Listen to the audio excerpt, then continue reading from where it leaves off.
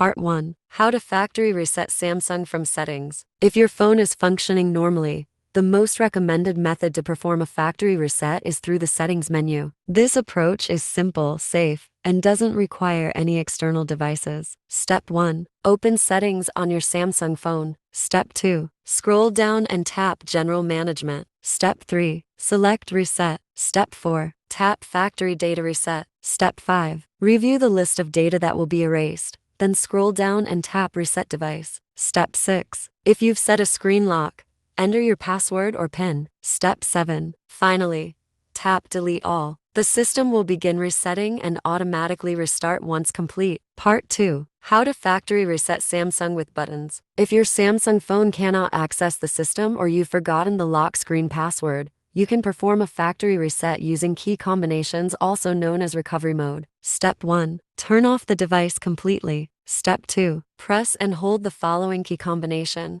depending on your device model. Volume up plus power plus Bixby for older models. Volume up plus power for newer models like Galaxy A series, S23, S24, S25. Step 3. Release all buttons when the Samsung logo appears. Step 4. Once you enter recovery mode, use the volume buttons to navigate and the power button to confirm. Step 5. Select Wipe Data or Factory Reset and press the power button. Step 6. Choose Factory Data Reset to confirm again. Step 7. The system will begin formatting. After it's completed, select Reboot System Now to restart the device. Part 3. How to factory reset Samsung via Google Find My Device. If your Samsung phone is lost or you can't access it directly, Google's Find My Device allows you to remotely perform a factory reset, provided it's online and linked to a Google account. Step 1. Visit https://www.google.com/android/find on a browser. Step 2. Sign in with the Google account associated with your phone. Step 3. Once the device is located,